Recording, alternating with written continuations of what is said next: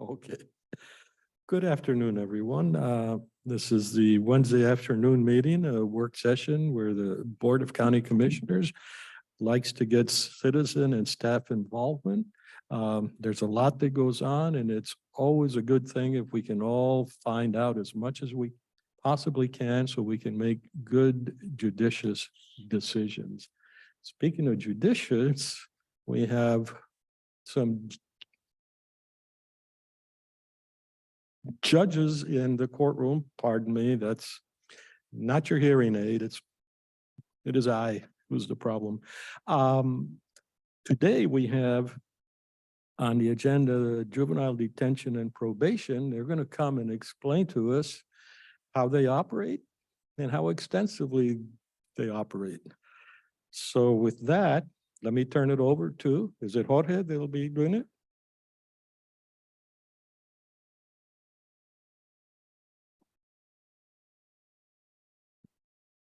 If you'd like, you can go up there too.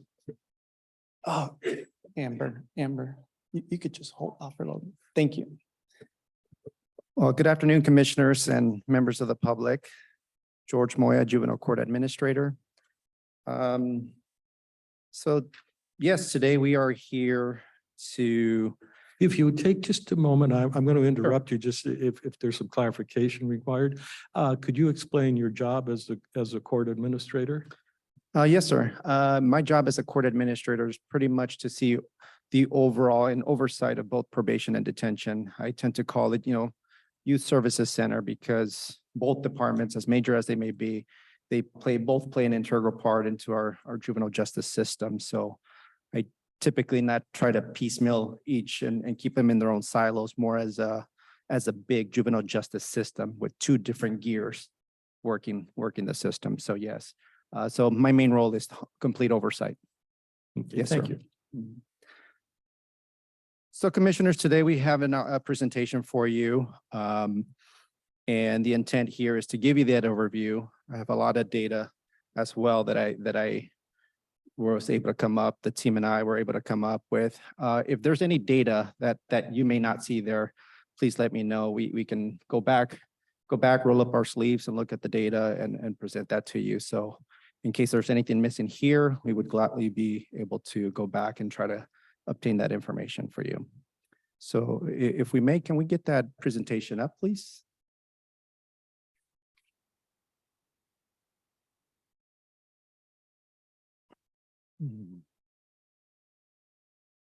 And next slide, please. So we'll begin with the probation side of things. Next slide, please. Our probation department has a just variety of functions and responsibilities, from court services to schooling, evidence-based programs to mental health support. Our probation counselors have office work, field work, and court responsibilities. And our administrative staff pretty much are the cohesiveness, the glue that keeps all the operations and processes happening. As you'll see in that slideshow there, we have from therapeutic courts. We have two different type of therapeutic courts for us, is SUD, substance use disorders, and one specifically for mental health. We also have a variety of evidence-based programs. What you'll notice on that is that we have some in-house programs that we do, while one, functional family therapy, is really much a professional services contract that we do with an outside provider. With that, we've learned that with evidence-based programs, we want to have total responsibility for it so that we are intimate to our service delivery of the program and knowledge of the program so that we're better equipped to continue that conversations as we're helping youth and families. Whereas in the past, we've had professional services contracts and we would contract the service out. And there was that disconnect sometimes that we would get, youth and families were talking one thing and what they were learning while we were pretty much out of the loop. And so we've learned from that and we've done that more in-house. And what I mean by in-house is our juvenile probation counselors actually run the programs, and they are evidence-based, which means they have to get certification and training, and they have to keep that certification and training in order to keep that status. Because with evidence-based programs, program fidelity and the service delivery, it has to be impactful. And so the training must be there. We also have a promising program that is not evidence-based. That is our individual alternative choice training program. That's also known as IAC. That's also in-house. That's a promising program because we don't have enough evidence on that for research purposes to suggest that there is a bang for your buck in terms of the funding for it and the impact, the overall impact and the output that you're going to get from the service delivery of that program. We also have our diversion program. That is a big program for us because a lot of referrals that we get may not necessarily go to court and go to charging. And really, diversion program is just that, divert youth from a juvenile justice system to try to get them out of the system, try to instill services and go into contract with them just to see if we can get them out of the system. We do cover some emancipations, although not many of them. As mentioned before, we do have some schooling. That's our transition school that's run through ESD 112, who comes in and we have services both in detention and out of custody, which is the transition school piece. As you've heard from us last week through our workshop, we also have mental health. Our mental health clinician is Mr. John London, who is our mental health clinician, and he pretty much is stretched thin from both departments, from both probation, detention, and even with families and youth that come to our system looking for some help and guidance, even though they may not be involved in any way, shape, or form. They may just walk through the doors asking for some assistance and help and guidance that we could help them out with sometimes and or connect them to our community. Next slide, please. On that previous slide, Yes. you actually have people that would walk into your office and say, I need help? Yes, we do. Yeah, we'll have parents come in, and the parents that we typically see are parents that you'll eventually start seeing at potential at-risk youth programs, which, you know, they are having issues with their child. You know, they're out of control in their view. They're not listening. They're not paying attention to house rules, maybe not going to school, and maybe dabbling with some substance use. So to them, they're out of control and they need some assistance because their kid is not really following home rules. They'll come to us as kind of like, hey, what can I do? What services can you provide? So as a walk-in, I could end up in a diversion program. No, a diversion program would, you know, unfortunately, someone would have to break the law. A kid would have to break the law, right? And there would be some sort of police report that gets generated. They may not go into custody right away because it may be a low level like misdemeanor. And they will just release the youth to the parent and say, hey, by the way, you're going to get probably some charges in the mail based on this incident. I have to submit my report and the prosecutor may choose to file charges. And what they will do is the prosecutor may end up getting that police report. They'll read it. They'll understand the diversion law, that they're eligible for a diversion. They're a first-time offender and it's a misdemeanor, in which case they will send that diversion to our department. And then we have the work of getting in contact with those families and saying, we received a diversion in regards to this case number from this date. And we start that conversation. On this particular slide, you will be drilling down into all these items on the slide? Yeah, we'll probably, yeah. I have more data than I do specifics, but if you have questions about that, by all means. Okay, I may, no, I will interrupt you again. It's just foregone conclusion. It's quite all right. I know that numbers are not very high in custody. What kind of numbers can you share with us about each of these categories? How many of your charges are actively involved with the safe court and you know, any of those things, or are you planning to go through those? Yeah, we're planning to go through those too. Okay, Yeah. all right. But if you need to know like the numbers, I can give them to you. But if you want to proceed with the presentation, we do have essentially 5 major dockets that we have in juvenile court. As you can see, we have our offender docket, dependency docket, at-risk youth docket, truancy, and therapeutic courts. We're essentially having nearly court every day, depending on the docket. We're also, something that you won't see up in the slideshow are just, conflict cases or trials that you won't see here, but those may be run on days that we may not be having an actual docket on that day. In all of these, you've got OPD is involved with. All of these have parties to a case, yeah. So the offender docket does have like OPD involved. Dependency case has not only OPD, they have a lot more parties to one dependency case, the Attorney General's office.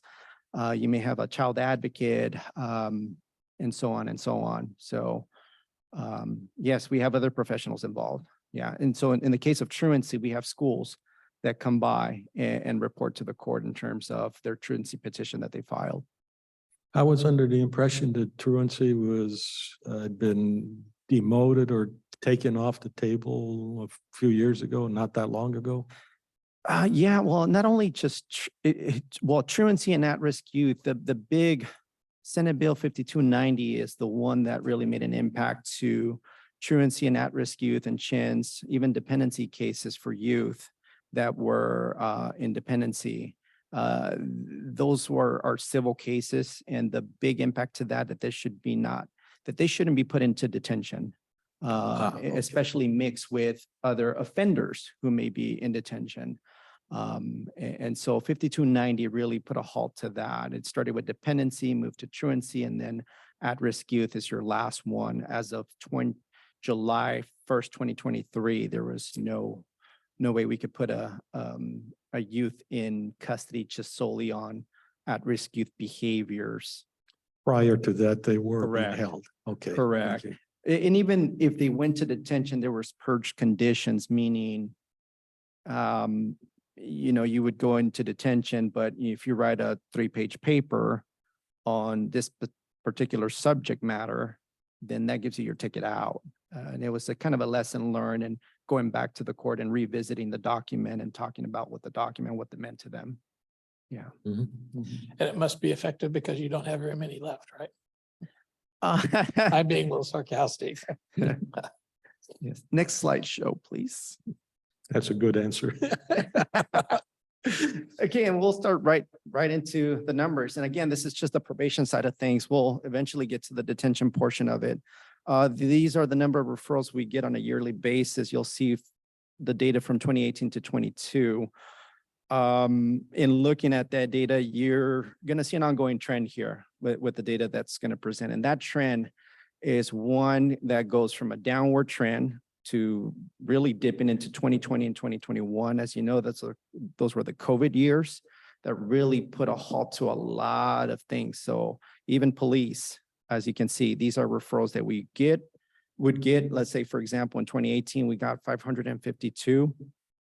And you look at that dip to 315 in 2020, to, my eyes aren't that well, 236 in 2021. But, climbing out of that COVID, hole, sort of say, you're looking at 22 now, we're starting to see those numbers climb up again. So you're going to see that trend over and over, and most of the data that I'm showing here. Do you have earlier data? As of 2023? As of 2015? Oh, earlier, you're saying, okay. Earlier, yeah. I would have to go back. See, the reason I'm asking it, it's really attractive to do trend analysis, but Mhm. trend analysis really implies a pretty long filter there, because we've got things like COVID, Right. and those are single sort of step function things. And I wouldn't want to, just my bias, for example, from 2021 to go up to 2022, is this a reversion to the mean? What was the meaning of the mean? Because I Mhm. think we actually have some underlying structural problems in society where it seems like everybody thinks it's okay to shoplift, say. Correct. And Yeah. we know in this audience that that's not acceptable. So anyhow, okay. So George, what percentage of these numbers are kids who actually end up in custody? Are we looking at maybe 5% of the? I don't know the exact percent, but as we go to the other slides, we'll start seeing how, if we get this number of referrals, you'll start seeing then what does that mean to diversion? And what does that mean to cases that actually make it to an offender docket that actually get charged? And we'll see that in the next slides.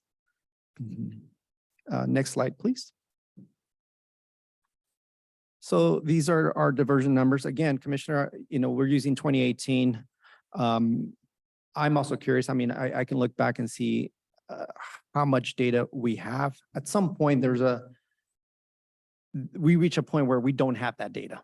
And we'd have to go through extensive means in contacting AOC or other entities to try to get that information. I'm encouraging that as a new leaf, I think everybody would appreciate keeping the data such that 10 years from now, Yes. somebody in this seat asking the same questions, not a problem. Here it Yes. is.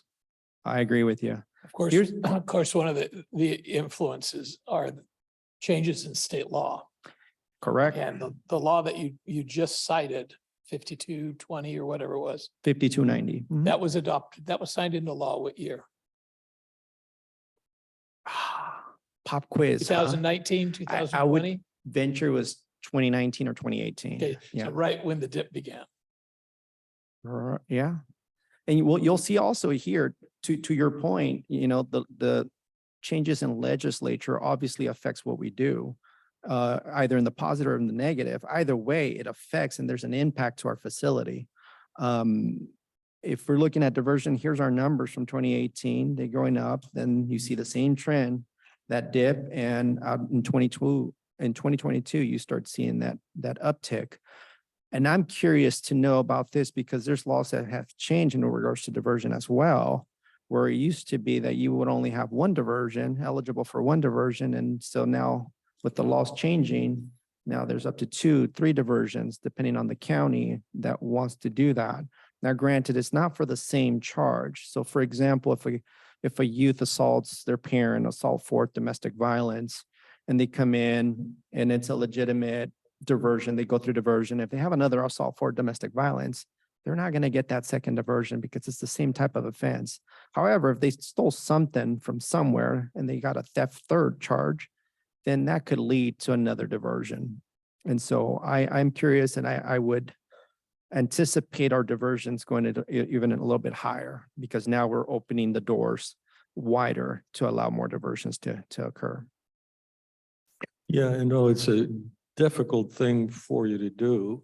We all have our favorite interpretations of the data. I always appreciate someone who's in the trenches to just say, these are the numbers. I like when I ask finance a question, they have a very hard time in the past anyhow, typically answering a simple question. Statistically, are we spending more or less? They hand me a spreadsheet. No, I'm really asking for the big picture. So I really would crave any commentary on your part. And I know it's a dangerous thing, but because everything can be misused, anything can and will be held against you. And so I do appreciate that, even if it's on a personal level where you say it to me and say it to other commissioners, not in a public arena, it helps us sort of frame it. We're not trying to put the burden on you. It's still going to be our fault, no matter. Yeah. Well, what we tend to see in at least in the juvenile world that I've noticed that it's kind of a whack-a-mole, right? You mess with diversion and you change legislature, well, then something changes. This may go down, but another thing is going to go up here in terms of, let's say, for example, you open up the doors for more diversions, then you'll see that then less cases are going to actual court and criminal cases. So, I'm just saying that there's an effect. Once you do something here, there's an effect. We're affected somewhere. Yeah, you know what that tells you and why I'm hot on some of these issues is My good friend Jeff Wilson was pressing legislative change for catalytic converter theft. The way I look at that is theft is theft. Why do you need a special category? And so there's, my point here is there's always a fundamental. If you whack a mole here and one comes up here, you've got a bigger problem than just an individual mole. Correct. And that's Yeah. where if we were, we need the opportunity to see if we can extract out of that what the fundamental problem is. Correct. Agreed. Next slide, please. This slide is, you'll see it's just diversions by gender. So if we're looking at the previous slide in 2018, we had 161. Well, the makeup here in terms of separating them by gender, the makeup, you'll see that males far exceed the number of diversions versus females. This is a problem. I think we need to improve the equal opportunity here. I know that may increase. And just to be sure, we're talking ages 13 to 18. What are the ages? No, we're talking about 11, 12 to 17. 12 to 17. 12 to 17. Mhm. And 17 includes the entire year. So Correct, so you've got some transition issues. at correct. 18. They may be shy, 1 month shy of their 18th birthday. Mhm. Got it. Yeah. Okay, thank you. Mhm. Yeah, next slide, please. And these are the data here is the actual amount of offender cases that went to court. So these are the cases that, you know, if we had a police referral from the prosecutor, they're no longer eligible for diversion. These are the cases that actually make it to court. So there's the numbers from 2018 to 2022. We're seeing the same trend again, over and over and over. Is this misdemeanors and felonies? Correct. These are all charges that make it to court. Mhm. Yeah. Next slide, please. This slideshow here in particular is meant to represent the average number of youth on probation per month. So on a given year, like 2018, the monthly average of youth being on probation were 100 youth on probation. And then you start seeing, again, the same trend over and over, going down, spiking back up. When the numbers dropped, I'm sorry? when the numbers dropped pretty dramatically, like they did, about 40%. Was there a corresponding change in staffing levels? No, to some degree, there was a reprieve because like I mentioned before, when we're running evidence-based programs, those certifications are tough. You have to have ongoing, I believe, there's 3 or 4 different certifications, Chris. There's 3. They're pushing for a 4th certification per year. Not only that, that is also in addition to the 11 hours of continuing education for probation counselors. So there's ongoing work to be done. And when the numbers are low here, you know, and those were the COVID years again, then we have to change the way we operate. And sometimes changing the way you operate, I'm sure you felt it here, commissioners, where we felt it in the courts, where we used to be it was so easy to do business in person. But when you change that model on its head and everything has to be done through a Zoom or through some sort of Skype or something, the complexity changed the game. And so where it may have taken a visit of, you know, 30 minutes to get the job done, now it may take an hour because of issues with the technology, or it's, for example, even because we didn't stop trying to deliver services, even our evidence-based programs, through a Zoom model, which was very difficult. So you have to deal with those things too, aside from the training and the certifications. Yeah, I appreciate that. I think certainly it's clear to me that the detention aspect is 7 days a week, 24 hours a day, all the time. And that's a sunk cost. So whether you have one person or 20 in there, that cost isn't going to change.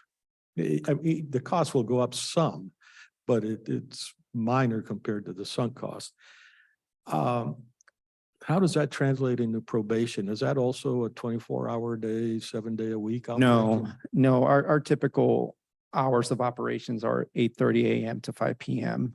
But some probation counselors they have an alternative schedule where they work 9.5 hours instead of 7.5. Are the probation officers on call also at all times? Technically not, but when I say technically not, because they may have a kid that may be on probation in their caseload, and there may be an issue in detention, or an officer is bringing someone into detention and they need information that may not be readily available. Well, the best thing to do is call that probation counselor and say, hey, we have Johnny here, and what can you tell us about this, this, and that? And so they may be on call And at that point. I tend to think of probation officers as pretty important, certainly with the youth. I don't know about adults, but I imagine that there is a relationship that builds. Is that true? Oh, absolutely. You have to build a rapport. In order to help someone, they have to be able to trust you, and you have to have that relationship. Otherwise, it's a defensive mechanism that why would I want you to help me if all you do is put me in detention, or you do things. So there has to be that level of of relationship that needs to happen. So if I could interview all the probation officers at some point, they would let me know, yes, they get called on a Saturday evening or a Sunday morning. And it's the same thing like being a commissioner. How many times have you been called in weird situations? Far less important in our case, typically, as in your case, but Yeah. so is that a proper picture of the probation officer, that there's an intimacy and a separation, and they're really on call unofficially? Correct. Yeah. And then on this particular chart, I don't know what to make of the numbers. The 0.3 person bothers me because I don't know how many heart, is that a third of a heart? No, all jokes aside. What's the uniqueness? So if I had one person in mind, would I be able to track that person through each of the columns here?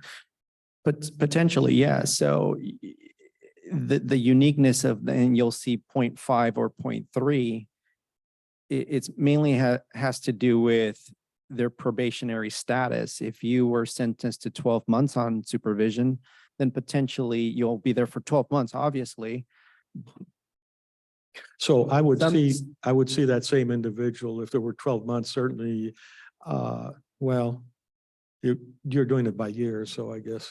Yeah, and some of them are there maybe 3 months on supervision, 6 months on supervision. So you never do, if you're going to do data for that whole year, they're only there partially, because there's 6 months. If there was only a 6-month community supervision court order, and in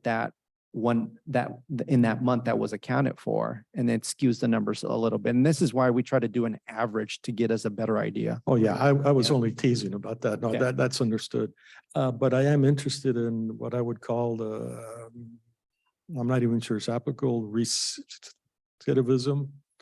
Certainly back in the truancy days, it would be obvious you're in and out all the time. Well, you will be talking about that a little later. Unfortunately not. I can definitely get our recidivism rates. One slideshow that didn't make it here, slide that didn't make it to the slideshow. And that's because I hadn't done an extensive research to get the actual numbers. Recidivism is tough for us because we have to account for the last 2 years. Research tends to just do 2 years after they are done with our probation department. Let's say, for example, let's use the case of a youth who just turned 18. They are done with supervision. So we'll track the data in terms of 2 years later.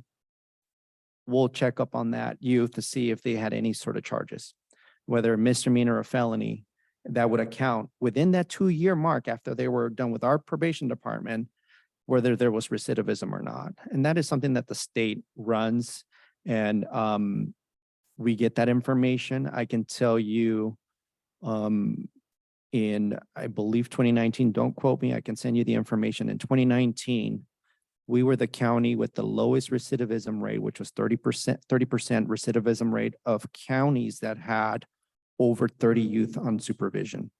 So of all the counties that had at least 30 youth on supervision, we were the county with the least recidivism at 30%.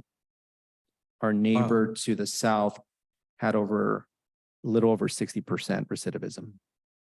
So statistically, was that a significant, were we significantly stronger than Oh, others? absolutely. And now I am curious to see what it looks like from 2020 and on. But again, we have to wait that 2-year mark. Why 2 years? I'm not a research analyst. I don't know why they use 2 years. You would think recidivism is recidivism, but we use 2 years because at some point the research has to stop and it has to get tabulated and it has to be put into a nice presentation, I guess. I might argue with you a little bit. Yeah, but I would encourage you always to collect as much data as possible. And maybe after your income tax is what, 7 years? No, I agree with you there. I think the more data. Because for you want to know what's working and what's not. And the only way you know that with any of this stuff, there's so much variation that you have to have big numbers. Correct.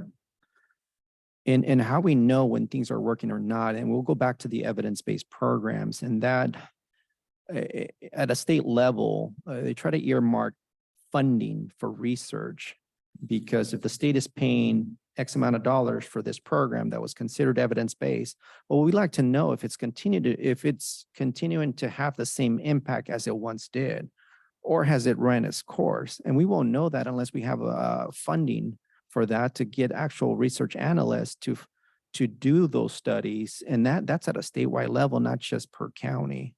So when we tend to get reports that said, you know what, this evidence-based program doesn't have the effect that it once did. That's what happened to our aggression replacement training, our ART program. And based on that, we got rid of the program and we start anew. What is the next program that is presenting better evidence that suggests that it's making a better impact? So I know evidence-based practices are, that's what is used all the time, the phrase that's used. And I know that typically the evidence-based research is done in larger settings to get the numbers that you have. Correct. But what's more difficult is whether the evidence actually works in a community like ours. And I would think that would be something that staff would always want to find out when you're trying to figure out, does that program work and is it effective? But it's a lot easier just to keep citing it's evidence-based rather than the evidence base is what introduced us. But here's what the data shows. It's even working better than what the evidence in the big cities or not. So Commissioner, I would agree with you. It probably costs money to keep track of the data, I suppose. So yes, and each county is different, right? Their population may be a little bit different. They may be having barriers that a certain county may not have. So I agree with you there. If I had it my way, there would be a research analyst in every juvenile court. So does do your probation officers do they do enough inquiry to discover the ACEs that the kids have suffered? No, Or they pay particular attention to the background for the kids? We take a lot of things into consideration. So what we do at the state level, and this is statewide for all juvenile courts, any probation counselor that goes through an academy process, they also have to go through a CMAP process, what we call the CMAP process. And that is pretty much a process by which you do a risk assessment to obtain all the risk factors and protective factors of that youth. And then you take a closer look at those risk factors to see what are the issues, what are the root problems, and knowing that, and it's, again, that's a validated risk assessment that we have to conduct, and we have a database where we just have an ongoing dialogue with a youth. We call it motivational interviewing, so that we are able to extract the information that we do, so we can put it in our database, and our database will give us the results based on, well, this is what the risk factors look like. These are the protective factors. So that's the methodology that we use in order to determine what the true factors and risk levels are. And also we use I like to think we use common sense as well. And that's the part I like. I agree with certainly the first part of my colleague's statements that shows maybe too strong a statement is a mistrust of evidence base. I can tell you from my heavy science background that when I hear evidence-based in our arena, I actually almost have to turn my ears off because it sounds like garbage to me. And just to let you know, that's the bias I have. In terms of explanations or ACEs, we all have that. And so much more focused on the common sense. Everything we do, not we, that you do, is actually going to be a face-to-face human stuff. And so what applies to this person wouldn't apply to this person, and so forth. And the value is having the probation officers that understand that and do all that. And again, we all have reasons for why it is we do something, but that's a backwards looking thing, and it helps the theoreticians. Correct. But it doesn't help you with that individual necessarily.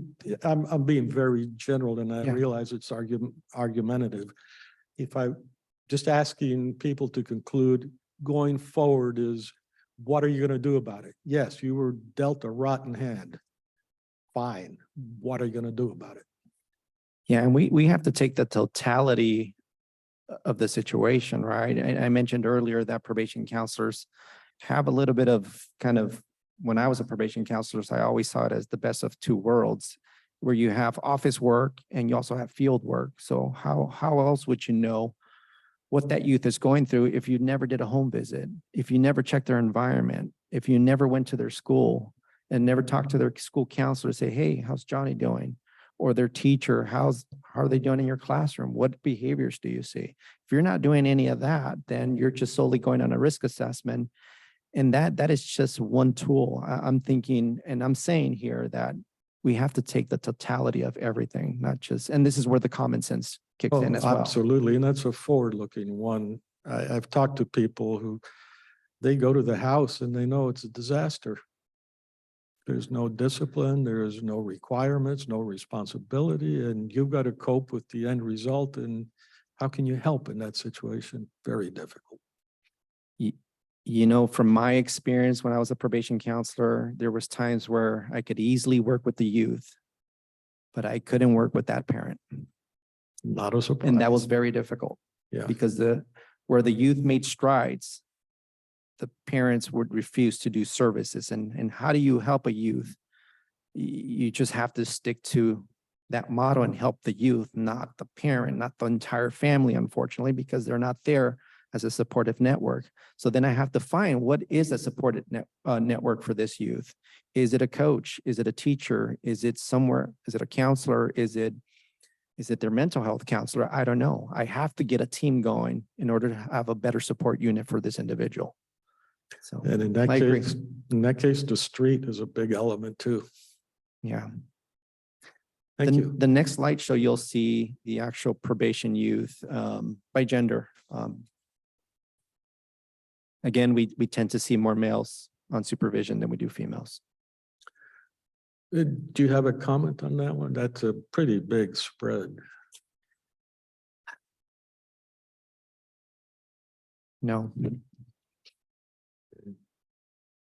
I think there's a lot of value in there if we want to step back, and I'm not saying you, I'm Mhm. just saying the community in general. And part of why we're doing this, it's recorded, is we want the public to see what we're spending their dollars on. Sure. And anyhow, there's a message in there. Yeah. With, I have a little bit of a bias on why it's like this. You've only been My- a teacher for how many years? My hunch is that a lot of the kids that get into trouble are very much kinetic learners. They've got to be doing things. They're what, I'm sorry? They're kinetic learners. They have to be doing Oh, things. yes. Okay, Yeah. hands-on stuff. And the last 20 years, the emphasis of education has been college book learning. And shop classes are gone. And very difficult to address the needs of those people who have to, they're always moving. And so what happens when they're always moving? Instead of reading and doing paperwork, they're getting in trouble. Yeah. And it is a frustration that we've tended to move away in education from doing more hands-on stuff.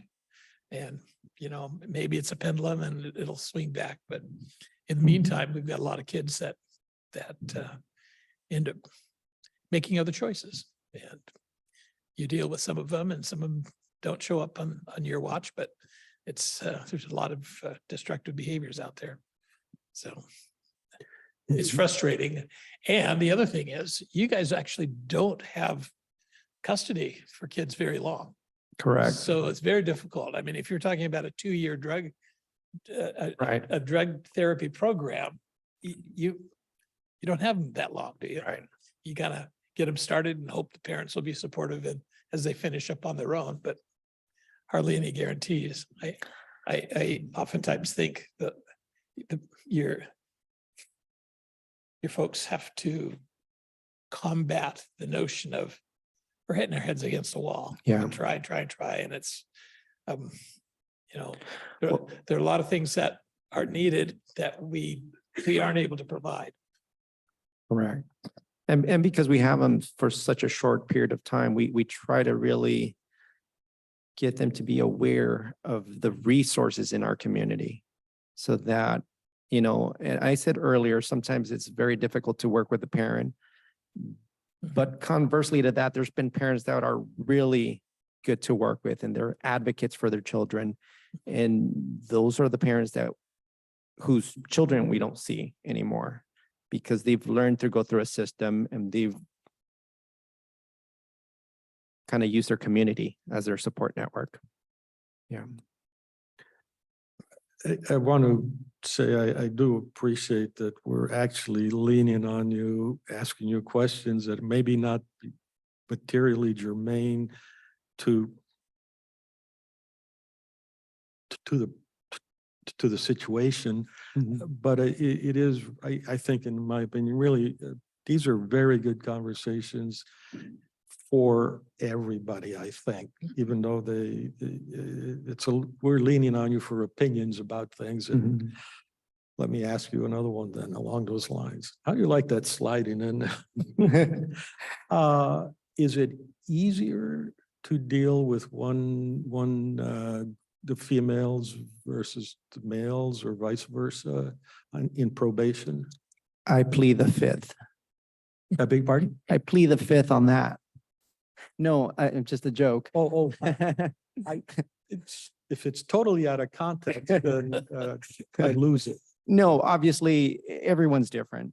And I can't say one or the other. There may be a case where it'd be very difficult and it's a female that I'm working with and she's very difficult. And there'd be times where females are much easier to work with. And conversely with males, there may be some that you can work with and some that you cannot. So I would translate that, no, I haven't noticed anything that's, there's an individual, but overall. Correct. I couldn't say one over the other now. Okay, It's very much to that individual, and especially what they may be going through. Because I've dealt with some youth that are really tough and they put up a front and they will flat out tell you, no, I will not do that. And so how do you help those individuals? You try to be creative, you try to work other angles. Well, the good thing about all this is that when we spot a youth problem, we know who to blame, right? Next slide, please. That's a good answer too. This slideshow here is pretty much our at-risk youth filings. Again, at-risk youth, this is a parent-driven court program.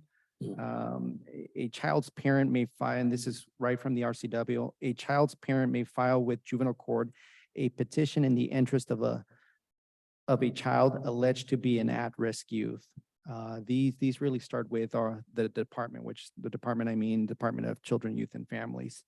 When going back to parents having to deal with youth that, you know, their children that may be out of control. And so they need advocating, they need help. This is a parent-driven program where they come to the court asking for some assistance to empower them and try to help their youth. And we don't get as much. You'll start seeing the same trend here. The numbers are low.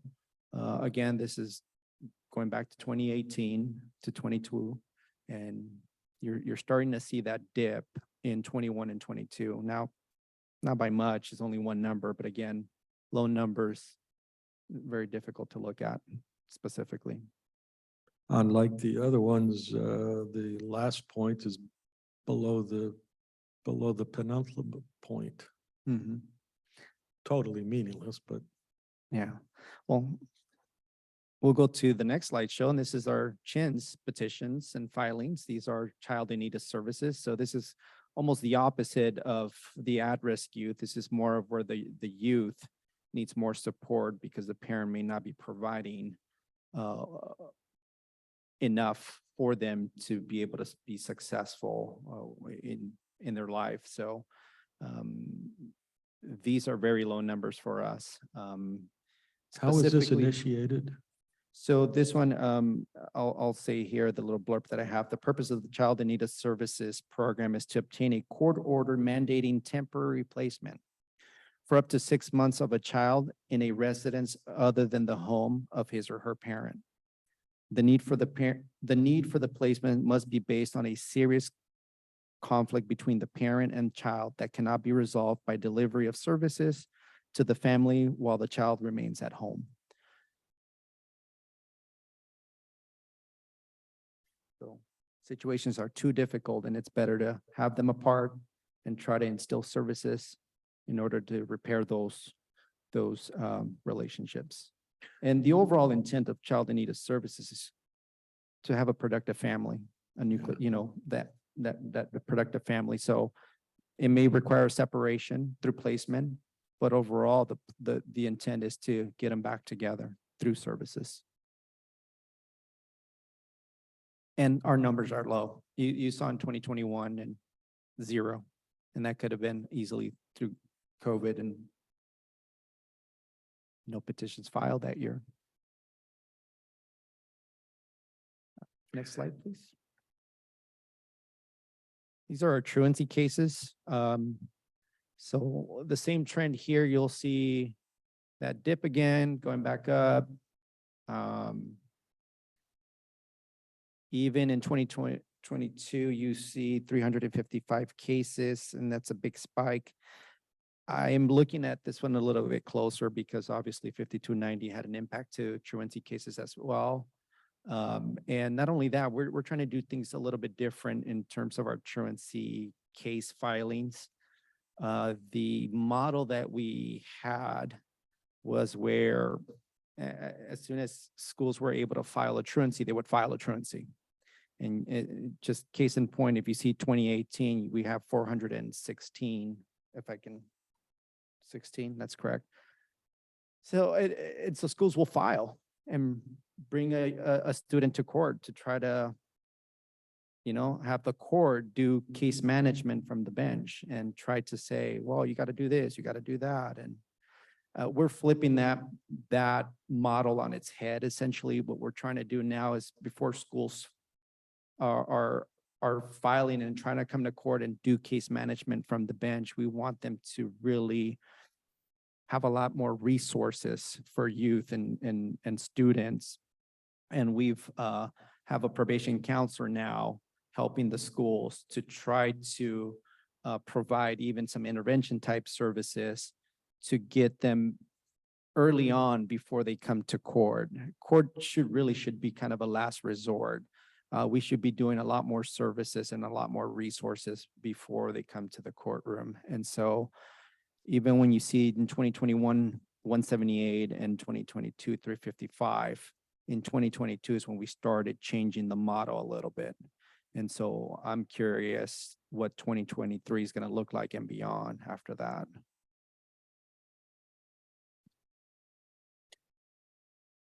Could you define for us truancy? I'm sorry, can you repeat the question? Yeah. Could you define for us truancy?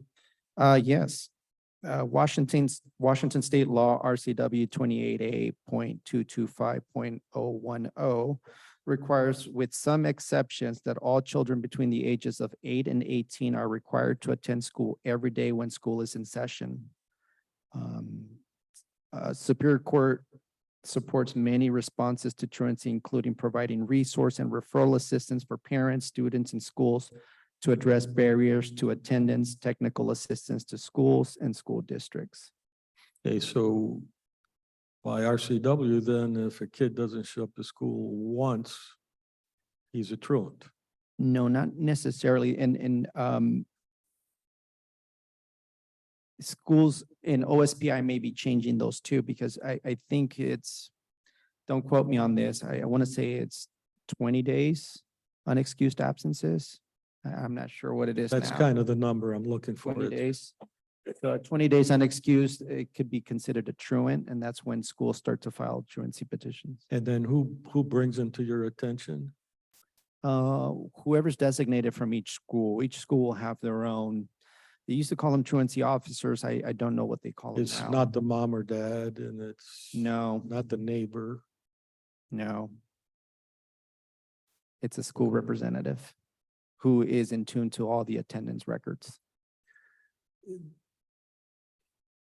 So it could be a guidance counselor, it could be an assistant principal. It Principal, could be. depending on the size of It the depends school. on the resources of the school. Some schools are much smaller than others, so some school officials may wear different hats. This is just a quick question with a strange purpose for Judge Basher. Has this truancy law ever been challenged constitutionally?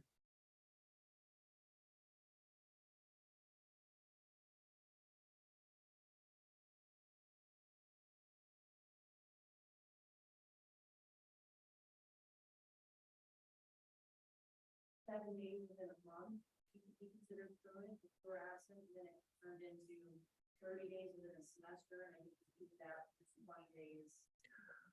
Okay, I should probably have asked you to step up, but I think I can just say it quickly. I asked whether there was a constitutional challenge. The answer is both the judges, Judge Basher and Judge Bassett, do not think there's been one. There have been changes, but we all know that. So, and someone might say, why do you ask? Well, the Constitution doesn't say, except for the ages between 8 and 18 or something like that, on any of your rights. I'm not saying going to school is a bad thing. I just, yeah. Thank you. Next slide, please. This is just data on our transition school. We have transition school, and that's operated by ESD 112. It's right next to it's kind of wedged between probation and detention.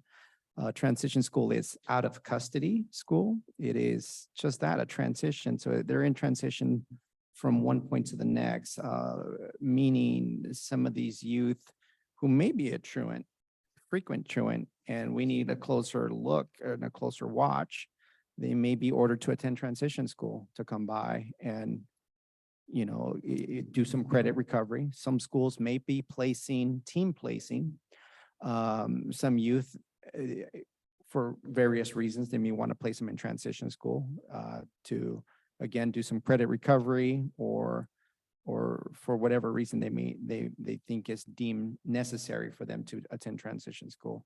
The numbers that I have provided here have been given to me by our transition school office person.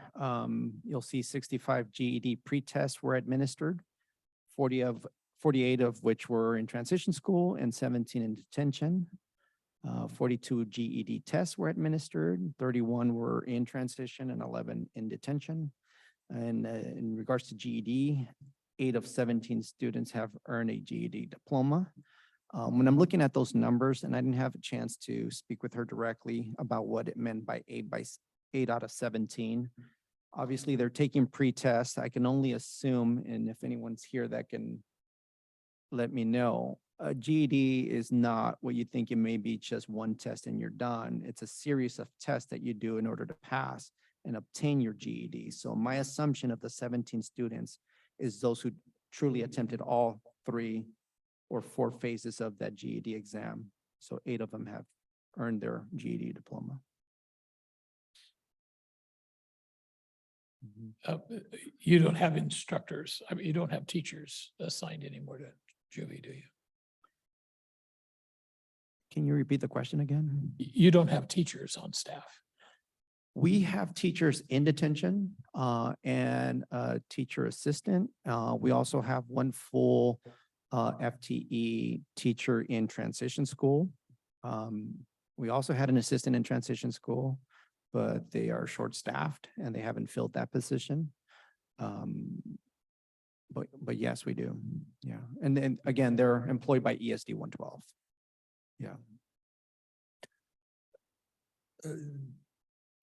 The public display of ignorance. I still have no idea what transition school is. I can picture that if you were in detention, or like if you were at the NACL, camp, No, there's a whole schooling that fall through. But so what exactly is it's transition? basically one classroom, and the best way to describe it is pretty much an alternative school.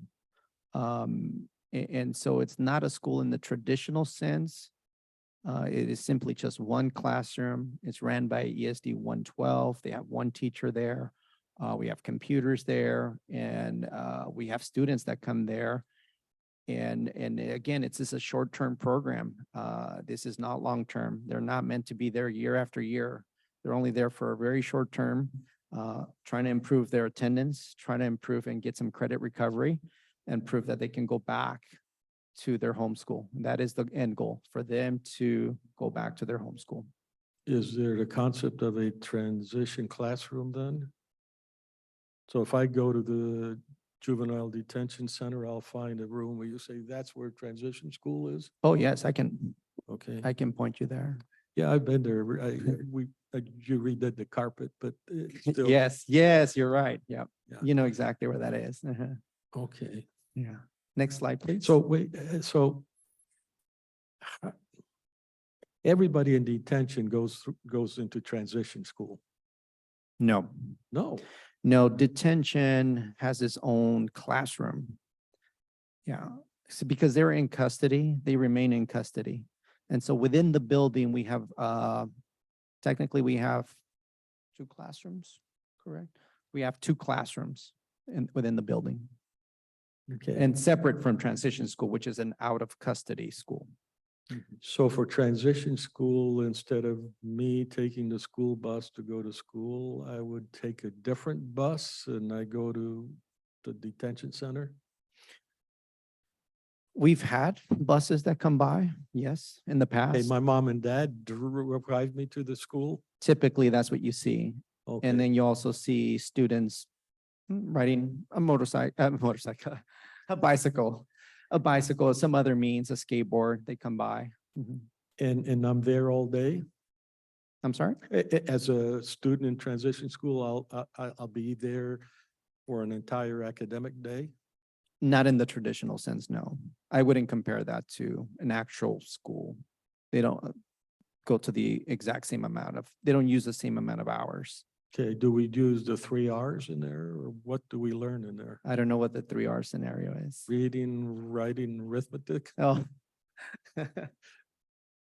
Sure.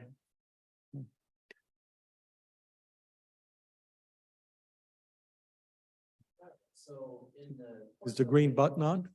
A green light on? Yeah. There we go. Okay. So in the course of a school day, depending on what school district they're from, ESD 112 has worked with those school districts to be able to access their academic programs.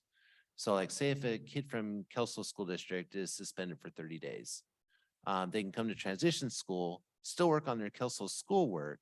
So then when they transition back to the high school or elementary school, wherever well, not elementary, but junior high and middle school, they're just right back where they were. They didn't miss anything. So the value of transition school is to circumvent whatever environmental issues are elsewhere.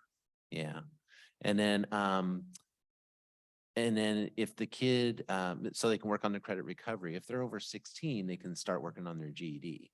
And so if a kid is, you have to have 24 credits to be able to graduate high school. If they're a junior and they've only got 6 credits to their name, it's going to be pretty impossible for them to be able to catch up in time to graduate and walk across the stage. So ESD 112 has now worked on helping them get their GED. And so as you see, 8 of 17 students in 2022 were able to get their GED. Some of the kids can start on their GED. They might go to inpatient treatment for SUD. And so they got 2 of their classes out of the way for their GED. And then while they go off to substance use treatment, they can finish up their GED while they're there. Or if they go back to Castle Rock, they can finish it when they get back there. So lots of opportunities to finish it up once they leave our facility. Interesting. Yeah. I could, out of the 100% of hours that a normal person would spend going through to get a high school diploma, by that I'm thinking grades 9 through 12. Going to a GED is how many hours? It just depends on the person. Some kids have been floored by how much they knew, but they just never went to school. And so when they take those pre-tests, you have to score, I want to say like a 150 on a pre-test. And if you score a 150 on that pre-test, it's pretty much a given that you're going to pass your GED test when you take it. So, you take your math pre-test and it says, yeah, you're going to rock this. And I think you have to have a 135 to pass your GED test. And so when that kid finally hits that 150 mark, then great, they're ready to take the GED test to pass it. Some kids can do it in a week. Some might take a month. It just depends on, their intellectual capabilities, I guess, how much they've really paid attention to life. And they're floored sometimes by what they thought they didn't know they actually knew. So it can just, we've had kids get it within a month. We've had some take 3 to 6 months. Do the students come up to administration and say, I want to take the GED, or do you advise them? Yeah, we, like when I'm meeting with kids, we talk about how's school going for you? And like you guys mentioned earlier about being hands-on, right? They just want to be active. They want to get going. And it's like, yes, but you got to get an education. When you turn 18, 19, it's going to be difficult getting a job if you don't have a GED or a diploma. And so we look at what are the alternatives, for school. You can do the transition school GED program. You could go to Goodwill GED program. You could do open doors at LCC, which is where you can go and work on your high school diploma or your GED, and you can work on a trade and get your welding certificate or auto mechanics or whatever. So we just look at what's going to be best for the kid in their education and help them on their road to recovery. And so we work with the transition school staff. The ESD 112 staff will come and talk to the kid, whether they're in detention or if they're on probation, and families invited to come in and meet with them and just talk about what are the options and how do you work out the transportation? How do you work out the hours, and things like that. So it's just a good way to just meet with the kid and just help them sort that problem out. I've been remiss here. The public has no obligation to identify themselves, but we usually ask staff, and I consider that a good thing because I want the public to know our staff. Yeah. So yes, I'm John London. I'm the juvenile care clinician. More slowly. Oh, John London, I'm juvenile care clinician at Cowlitz County Youth Services. Okay, thank you.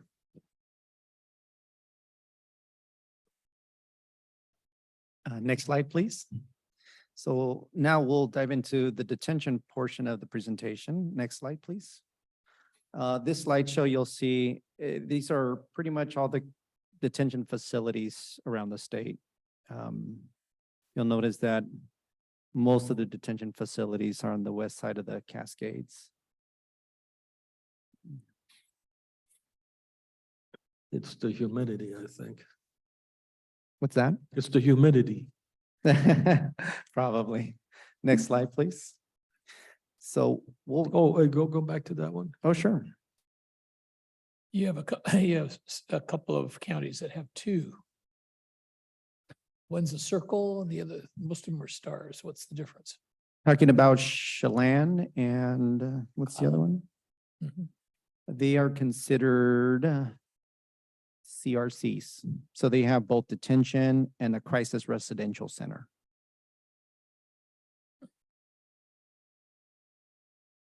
Alphabet soup. What's the politics or the thinking about the private versus county operated? I am not too familiar with that world. Considering there's only one privately operated facility versus 20 detention facilities, I can only speculate. Okay, and the reason you outline out-of-state contracted facilities is, Because those are neighboring detention facilities to a bordering state, in this case, one Idaho, one Oregon. So for example, I could have easily put that we here in Cowlitz County, we are a facility where we contract with outside counties in Oregon as well. Columbia it. County being one of them. and We also contract with Pacific and Wahkiakum, which are. that's a our good neighbors. thing, isn't it? Correct, yes. Okay, Mhm. thank you. Next slide, please. And we'll dive right into the data. These are our detention admissions over the years with the same trends.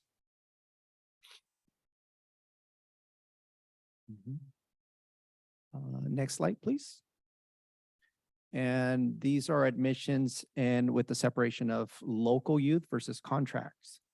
So same numbers, but divided by, and separated between the amount of contracts versus our local youth.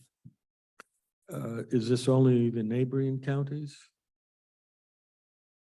It probably is just by convenience, but it's not mandated that they have to be neighbors. That's a really good question because when I'm saying a contract, oh, you're saying, Like, could we get someone from Asotin in here?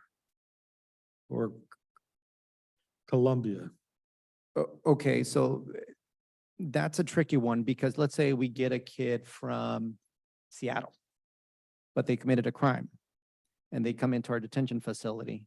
We'll see them as local because they were in our jurisdiction. They committed a crime in Cowlitz County and they came to our detention facility. When I'm talking about a contract, it is a contract that we have with another county to hold their youth that are under their jurisdiction. So if someone in Pacific or Wahkiakum, they went to court and it was determined that they needed detention, let's say, for example, Wahkiakum, they would send us a youth. Hey, this youth has 10 days detention ordered. So that's what we considered a contract. Same with Columbia County, it's a contract. Mhm. Do we have an implicit contract with anybody? You actually have to have an ILA or something like that. We do. We have to have an agreement.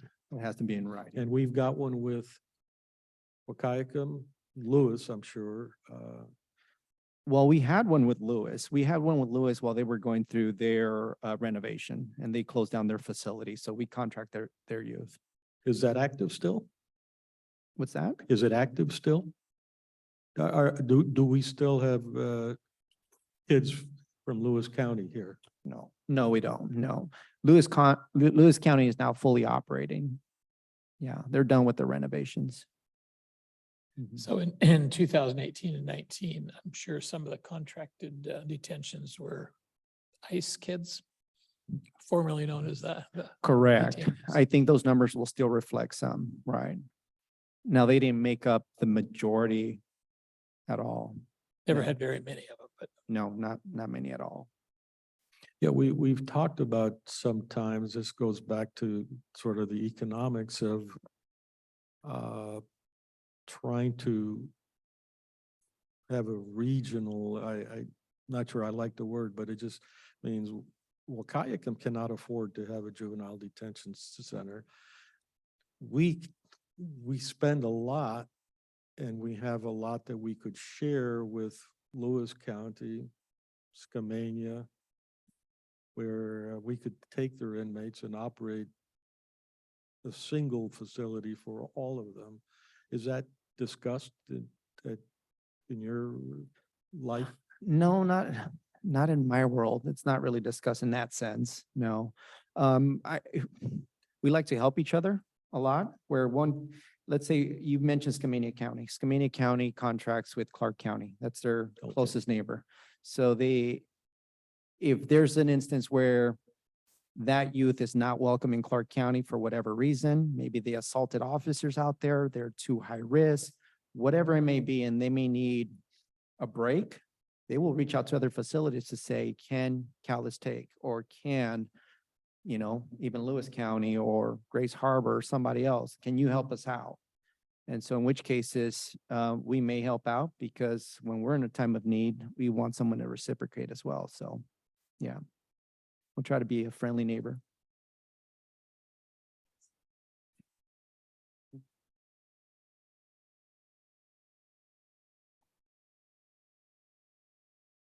All right, hello, it's me again.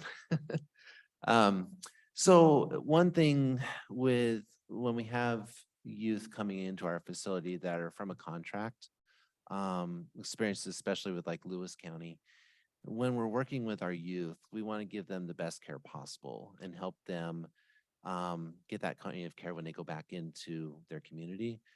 When they come to us and they are from Scappoose, St. Helens, Centralia, Morton, Ilwaco, it's very difficult to make contact with providers there to be able to provide care to their youth while they're in our custody. And also for me to know their community to help them find resources. The other issues too is the probation staff or maybe even their mental health provider can't leave their facility to come to our town. So just like if we were to ship our youth to Clark County to their facility, it would be very difficult to, provide the services that they need. So when they do get released, it's just a smooth transition back into the community. So. I assume you'd always do what is in the best interest of the kid, and then you'd figure out the boundary problems later. I hope. Yes. I mean, if I could see many issues if we were to contract with another county where our youth were in that county, then there's transportation issues that can present themselves. Again, that not having that tied to the community in terms of visitation. They're not readily or easily accessible for us to go and conduct our business. So those would be some obstacles that I could foresee. Yeah. Next slide, please. This slide really gives you the common detention admissions. And so these are the codes that we use when a youth comes into detention. One thing that you don't see here is the actual charge, and I have that data as well.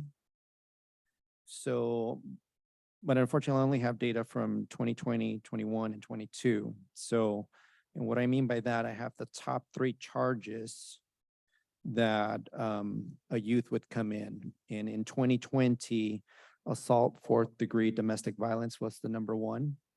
Malicious mischief 3rd degree and was the 2nd one. And theft 3rd was the 3rd one. So the top 3 essentially, and that's not accounting for all the possibilities or all possible charges that they came in. I'm just simply saying the top 3 in 2020, assault 4th degree was the top one. When you look at 2021, kind of the same theme, assault fourth, domestic violence, malicious mischief in the third degree, and the third one was harassment. I'm assuming these were also domestic violence. I just couldn't see based on the data. The reason I say domestic violence, because those are typically the charges that will get you into detention. Obviously, if it was a misdemeanor and we didn't have the domestic violence, and if you didn't make points, I say make points because we still have to do some sort of risk analysis, and they have to meet a point criteria in order to be detained on a misdemeanor. That's a low-level offense. And so when I'm looking at these top threes, domestic violence seems to stick out. In 2022, assault fourth, domestic violence, no surprise, malicious mischief, third degree, and harassment. So there was an ongoing theme there for those three. So the domestic violence, you said a fourth degree? Correct. Assault four, domestic violence. So that means they hit their parents Correct. or a sibling? Correct. Mainly a parent is what look at. I mean, it gets tricky with a sibling. Yeah. Next slide, please. It's not clear to me on that, on a previous slide, what the top two lines there, are they mutually exclusive? No, so, okay, great question. Probable cause. So case in point, assault four, a youth, just, punches a parent. And so police go, they do their investigation. It was determined that the youth assaulted their parent, they're bleeding. That's assault for domestic violence in their mind. They do a probable cause statement and they will bring them into detention. So what you see there is probable cause statement is typically through an arrest. The court order one, it could be a probation violation. So youth is on probation and they're not complying in one shape or form, and the judge has determined that a day or two or possibly more days in detention would be the consequence, and that's when you see them codified as court order. Okay, because a judge has to be involved with Correct. any, okay. Correct. Yes. So it's kind of like pre-trial and post-trial? Yeah, exactly. So, I mean, probable cause is before trial. How- Yeah. Do you oftentimes have kids in detention until they go to trial or do they get released beforehand? I don't know how that works. I'm assuming they don't get bailed out, do they? Well, I can paint a scenario. In that same scenario, assault four, youth punches a parent, they come to detention. They're supposed to have a court hearing within 24 hours. That is not, obviously not within a holiday or a weekend. So the next available court hearing. And then at that court hearing, it's determined whether there should be some sort of bond or release on their own personal recognizance.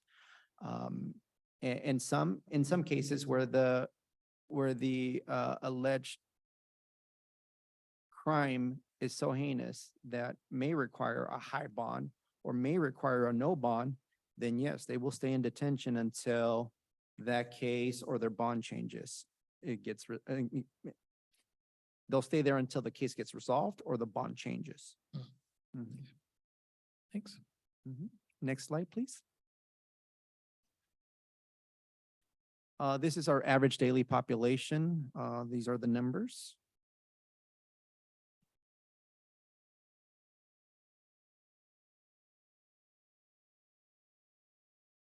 Doesn't that seem high to you compared to what we might have The thought? last 3 years, no, that's kind of right about in the last three. 19 and 20, I think that's a little bit more familiar from what I remember before. Yeah. So combination of COVID and the Oh, changed oh, laws. Yeah. Yeah. You're saying that like 19 was in 2019 and that number is about what you, Yeah, that's, yeah, I'm okay. more familiar with that. Yeah. I remember getting concerned when they started dropping down to a dozen or less. Mhm. So how do you, And imagine, was it 2021 that we were taking care of Lewis County's kids? Yeah. And that Was was, it 21? so that was even, Yeah. so Callis counties were even lower Yeah. number. Yeah. So, So how do you? Well, compute that? even and I'm sorry for the interruption, but even Lewis County, they're also going through COVID. That doesn't mean that we were getting all of their kids. mm, So they also had a reduction in numbers as well. So how did you compute the average daily population? So we have our juvenile correction system, we call it JCS. That really is where if a youth comes in, that's what we use in terms of a state database to say there's this youth enter our detention facility. And so that database will keep track until we make a change to that. And that change could be, well, they're released. And so they'll clock in a release. This is when we'll sign them out of detention and clock that release. And so the juvenile correction system will tabulate all their detention time to the minute, right? To the minute. So, Okay, so basically if I took like in 2021, because it's a small number, well, maybe I should do 22 because it's almost a factor of 10. I would say that you had 10 times, let's see, 8,000 hours a year. So that'd be, should find 80,000 hours of detention. So there was a person in jail for a total amount of time, aggregate with everybody. I shouldn't have said it that way, but 80,000 hours that's how you compute that number? I am not sure how that's actually computed because we run a query through the juvenile correction system. So we don't really put, pen to paper and a calculator and try to do all that. We have that technology to Yeah. give us that query. I mean, these averages mean something if you know the distribution. I can see if month A, you had 20 for the entire month, and then the following month you had nobody, then the following month you had 20. You can see where I don't know what to make out of the number. What's significant to me is the high mark. So because your institution has to handle circumstances by RCW, what's the maximum you ever had to have? That's sort of meaningful to us because that's what we have to size things for. Correct. I get that. You also have to take into consideration juvenile detention locally, it's short-term by nature. It's no different than the jail. This is not a prison. They're not going to be here long-term. Right. This is while things are happening, while things are heated, while there's great risk to the community, while there's great risk to the individual. So detention by nature is short-term. So even our local sanctions are 0 to 30 days detention, the possibility of 30 days detention. That- Obviously, some heinous crimes will require far more than 30 days. Yeah. And those are the youth that we don't see in our facility. Those are where juvenile rehabilitation takes jurisdiction, and they will put them in places like that they close down, like Nacelle or other locations. Although it's not at all a requirement, if you could find out how that is computed, I would Sure. enjoy it. in terms of coverage, though, that's determined by state law because we have over 50,000 people. We have to have 24 hours, 24/7 service. Yes. So Mhm. doesn't matter how many kids we have. But the state law, you're talking about hours of operation. Mhm. How do we know, how would we know whether we should have a 16 cell facility or a 128 cell facility? That's not mandated by RCW, is it? I don't think. I don't think the size of the facility is mandated, but I think the Based on- facility is mandated based on the population of the county. well, is it? Okay. They make a recommendation if you have so many Yeah. people. Of course, those are standards that were made before the truancy laws were changed, so they haven't caught Yeah. up yet. Yeah. Yeah, exactly, yeah. Yeah. Okay. Next slide, please. You'll see this next slide, it's the same ADP, the same numbers. This is just divided by gender. Hold on a second. Judge Bassett, did you wish to say something? joking that back in the day, people would spend a lot of time in detention. Yep, yep. And Okay, that's thank you. not- Yeah, okay. I'm glad that's the thing of the past. Yeah. So commissioners, this is the ADP by gender. Again, males tend to dominate in terms of the numbers that we see over the years. That's totally unfair. Probably dominate might not be the most politically correct term to use. No, that's not what I Might, meant. might be they just simply outnumber. There you go. Yeah. Next slide, please. This is the average length of stay. So when we're looking at average daily population, now we're looking at the average length of stay. Again, this goes back to, we're really a short-term facility. So these are the numbers based on the year. These are actual weekends, everything is counted. Correct. Clock starts now and just counts. Correct. Yeah. To the very minute. Mhm. Mhm. The next slide, it's also separated by gender. I will reserve comments. So in the transition school, you teach them how to do fractions quite well, right? I got 0.2 hours left. Probably. Next slide, please. This slide represent pretty much a lot of the detention services that we offer for youth that are in detention. You know, we mentioned school. School still happens in detention. We have our own classrooms in detention. Mental health clinician, Mr. John London was here. He conducts a lot of one-on-one meetings with youth, crisis intervention, skill building, that sort of stuff. He does continuity of care in terms of when a youth comes in and we try to connect them or reconnect them back to the community, or they have a specific plan that they should be following, then we'd like to follow that same plan so that we can continue with the same level of care if possible, if at all possible. We have our emergency support shelter that does come by and provide some form of education to our youth. We also work with our master gardeners. We do collaborations with them specifically for our work group projects. So we are trying to do more and more collaborations with our community and services. So we've even done some cooking classes. Earlier, we mentioned about, some youth are wanting to be hands-on. Unfortunately, there's a lot of youth that come into our detention facility that don't know how to cook for themselves. And so we had detention officers who come up with a bright idea to say, hey, why don't we have them here in our facility?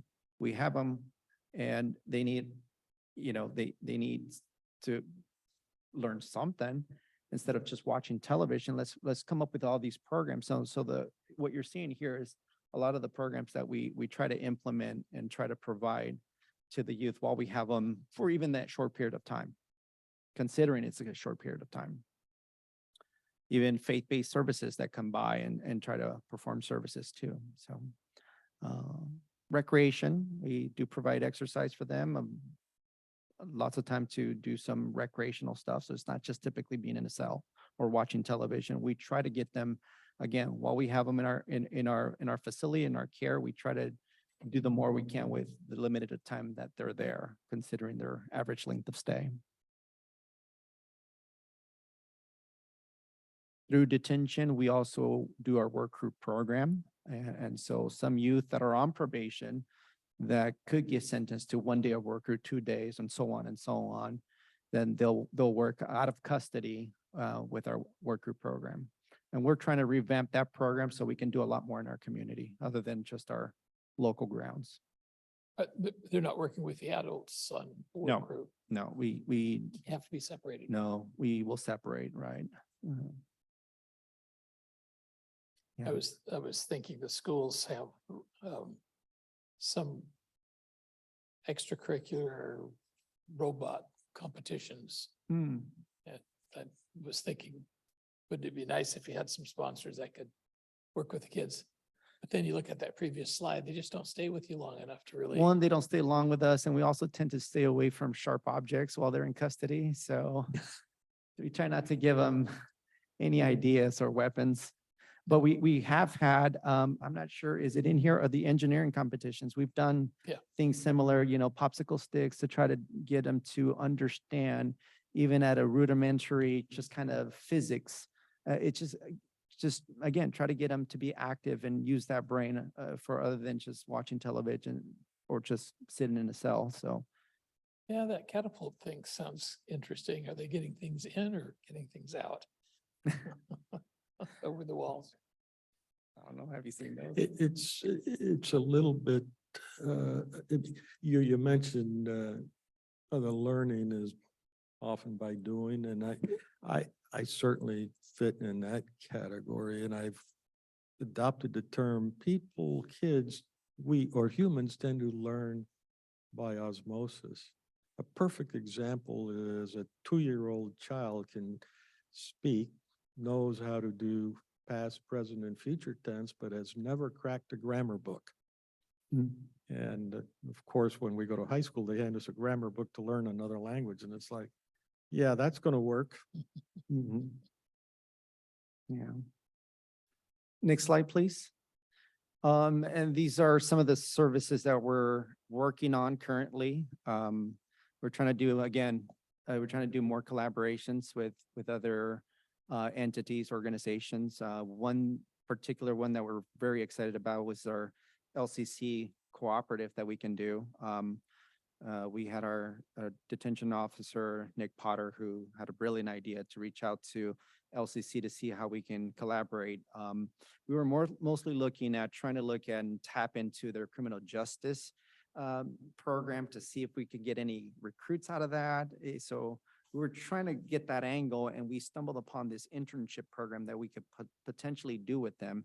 And so there's a mutual benefit where LCC can send us a student or two that they feel could be a good intern for us, in which we will take in that internship and we will have them go through an interview process. We'll do a background check and essentially do everything that they would normally do in the real world in order to try to get a job. And so we would run them through that process and eventually do an internship with our detention facility and start learning the ropes of becoming a detention officer with the potential end goal of probably putting our hooks into that person and potentially hiring them. They meaning the student would get school credits for that. And so we just saw the good possibilities that could come from a cooperative. So are you talking detainees being interns? No, Okay. no, there's an age criteria. And there's minimum requirements that we're looking for. We would just not nilly-willy willing to have anyone come in our detention facility, by no means. Yeah, I hope that's always decided on a per person basis. There's this weird world we're in now where it's check the boxes or you don't Right. get going, and people are not. No, it has to Built be that the way. right person. Not only that, LCC through this program will provide a go-to contact person at LCC that we can Yeah. talk to and have that ongoing dialogue, because at some point they need to know, have they done what they needed to do in order to get their credits? Well, conversely, have they done what is necessary from us to continue to be an intern, or we can just fire them and say, thank you, but no thank you, it's not going to work for us.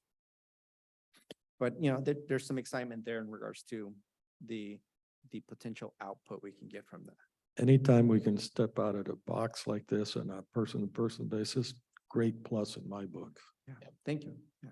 Can I just add that they don't get paid, they just get credits, so it's free service to us. That hopefully we pay off on. Thank you. Slide, please. Commissioners, that really concludes the overview.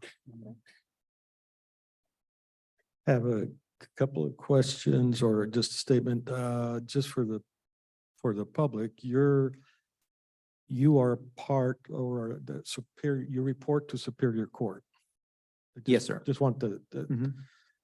public basically to know that. And We're a division of Superior Court. Yes, yes. Mhm. okay, who would do your annual employee review? My bosses, the judges. Bosses, Mhm. not the presiding judge. only, or?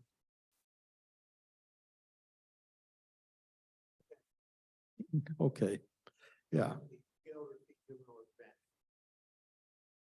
Yeah, and we've covered something that's pretty dear to my heart, which is I don't understand how we've gotten to the point where we need an ILA in order for people to cooperate. Now, I understand when you go across political boundaries of some kind, there are all kinds of regulations and all that, but it goes back to my question, take care of the youth first and then figure out what it is you have to fill in with some stuff to check the box, but not the other way around. And so you've kind of addressed that. Finance wise, we didn't touch that at all, and it's probably okay not to touch that. It's a burden we face. We're finding that we're going to be very challenged in just yesterday we saw that we're seeing a brick wall ahead of us. And your funding is largely from what source? Well, we have different funding streams. So for instance, we get state grants to provide services. And so this is why we were using the in-house version to try to keep our costs low and keep the money and the funding to the community and provide more services versus an actual contract service out where, you know, the bill can get higher and higher. And so we have to some degree a lot of say in terms of how we allocate those funds in order to provide the services and keep the services here in our community. Yeah. Not only that, to offset also a lot of, we get a lot of supplies through that. We get some training that's covered through that where we don't have to tap into the general fund coffers for the county to pay for our training. So are you talking about $1 million in grants? I wish that was the case. What are you talking about? Well, we're right in the 30, 40,000. we're right in the midst of budget, and I'm looking at those numbers. I wish I don't want to give you a number that may not be accurate. But we're talking about probably, 350,000. 350. Yeah. My recollection is we spend about equal amounts between detention and probation, and to the tune of about 2.5 million a year. That sound about right? Yeah. And so that's mostly comes out of the general fund then. Well, I would say a lot of salaries and wages. Yes. Yeah. Yeah. Well, and maintenance on the buildings and Correct. all that stuff.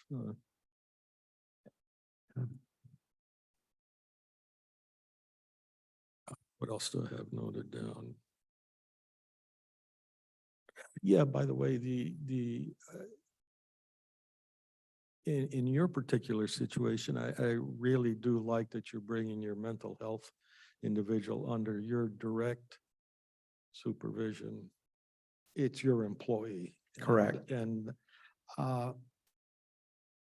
it's probably a little longer discussion, but I think that's the right thing to do, even though in general, I would prefer that we contracted out services so we can, when we face a brick wall, we can just say, well, we're not going to renew the contract. Because I think when we take an employee on, it's an obligation that we should not just say, oh, well. Correct. It's really important to have that obligation Right. carry through. So I think the mental health staffing is paid through The behavioral health. behavioral Yes. health Mhm. tax. Yes. So That's how we- one designated. That's how we designate that funding. Yes. Yeah. And I think at one time we had it allocated two. We but do. The We, need we isn't there, so the need is not there now. And so although it sounds like there's enough work for two, right, Joe? although Mr. London would like some more help, because I know we are stretching him in every direction, but I have to do what the right thing to do is currently look at our numbers, look at everything.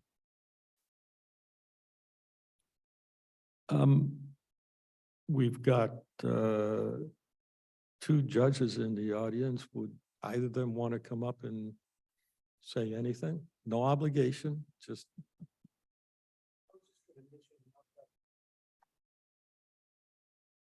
Before we do that, Mr. Gursky is here. Oh, Oh, yeah, please, sure, yes, please. You can sit here patiently. she was next on the list because she looked more patient than you did.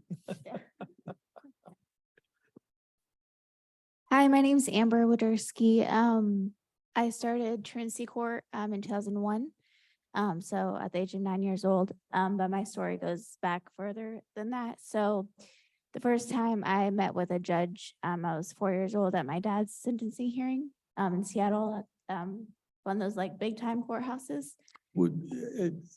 Are you having a hard time Oh, I'm sorry. having a little hard time. All right, sorry, it's been a long time since I did It's the speech. been- Yeah. deliberately with enunciation, like you want the world to hear? Oh, you? okay, okay, cool. We got this. Okay. So my name is Amber Wodarski. The first time that I entered truancy court, I was 9 years old. Just because of family issues. So I grew up in a family full of chaos. And so I was kind of known, not as myself, but as someone who came from a family with criminal justice background. So I was not going to be anything. And I was known like that by teachers, and by everyone pretty much. So at the age of 11, I was walking home from school one day and I watched a girl get beat up. And that was the first time I went to juvie for 2 days. And then I had to spend the summer in transition school. When I just watched the fight, I didn't even touch the girl, but the girl only knew my name and my friend Bianca's. And so that was the start of many more moons to go. So after that, I was just permanently on truancy. So like every week, well, because I didn't believe in myself because nobody else believed in me. So every week I was just running around school and I was kind of one of those tough girls, I guess, that didn't listen, or was just stubborn, whichever. So I would just kind of tell the teachers that I was not going, and then they would just call Sally Moorhead. And so it was kind of a fair trade. But and then by the time I was 14, I had so many issues because of trauma that I didn't go to counseling for. And that just kept happening in my life because my home life was not, when I went home, I had no power, I had no water. When I was 13, my mom had a brain tumor, so I pretty much was raising myself. So by the time I was 14, I was stealing cars. I was stealing my mom's rent money for alcohol. I was just going downhill. I could even buy alcohol by myself from a store where I lived. And so when Trish Scudder came along, my head was so pretty much mental and foggy from all the alcohol that I pretty much was putting into my body, like I didn't care. And I just looked at her like another person. I did not like her. And it's funny today because now I can tell her I love my PO and I call her every day. But it took probably about 6 months because every time I saw her, I wasn't going to school and I wasn't listening to her. So she was throwing me in juvie because it was still that Becca Bell law. Like back then it was 7 days. But over the summer, I wasn't getting caught doing anything. So we got to know each other. And I think one thing that stood out to me was instead of every worker that I worked with my whole life at school or anything, they're like, oh, how's your family doing? What's going on at home? And instead of making the conversation about my family and my background, we would go to Subway and she would drive past LCC and she'd be like, oh, after you graduate high school, you're going to start at LCC, right? And I was like, what? No, you might see me doing a GED. And she was like, no, Amber, you're going to make your PO proud. She's pretty old now, so she might not remember these conversations, but no, just kidding. But I think that's what stood out to me. So when I was 16, I still had the mentality like I wasn't gonna do anything in life. I'm gonna work fast food and maybe help my family pay bills. So I dropped out of school and I was working at Wendy's and I hated it. So I was trying to do my GED and work. And then I was out of school for so long because by that time, the last time I really went to school, I was 9 years old. And I couldn't even pass the GED test. Like everybody told me GED was so easy. GED is not easy when you don't go to school. So I then went and enrolled myself in the CEO program. And I was able to do 4 years of school in a year and a half. So it was like the middle of my junior year and I graduated on time. And from there, I went and I got my 2-year degree in criminal justice. And from there, I went and got my bachelor's degree in human development. And after that, somehow I ended up working in the same schools that I ran from. So now, because I didn't expect to become a teacher, I'm working under emergency certification. So I have to get like the master's and stuff, which is because now I'm like 31 years old. So now I'm like trying to work and go to school. So it's a little bit tougher, but I'm working on it. Hopefully one day I'll get another degree. But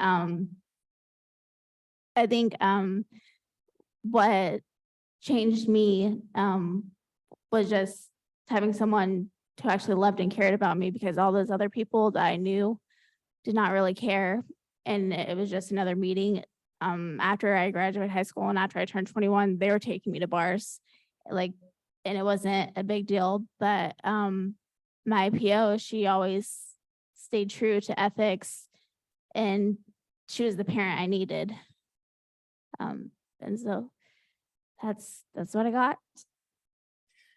It is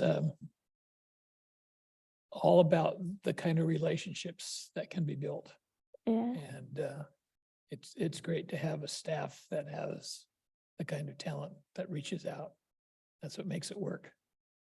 And congratulations on a great story, great experience, and the attitude to pay it forward. That's awesome. Yeah, as much as I get angry at Judge Basher because he puts me in an uncomfortable position, I always have to remember he cares, and that's what makes the difference. And so the uncomfortable thing is I know it's trying to deal with the budget and trying to see the resources are not infinite. And we're in a society now where we think the answer to everything is the dollar. Well, it isn't. It's the people, but people have to eat too. And so you've got to have a payroll. You have to have your mental health person on there. So it's my offhanded way of thanking you folks for actually doing the only thing that will be successful. And I know that from a very personal basis also, although that shouldn't be necessary, just takes you to look around. Nobody wants to let somebody else. Yeah, we have to, we can't help somebody else if we can't help ourselves. And there's a reality that people put a lot of effort into. Can't let them down. Well, thank you for having me. I hope to be back more anytime. You guys can call. I'll come do another speech. It'll be better next time. That may be an offer you regret. All right, Great, thank you. thanks.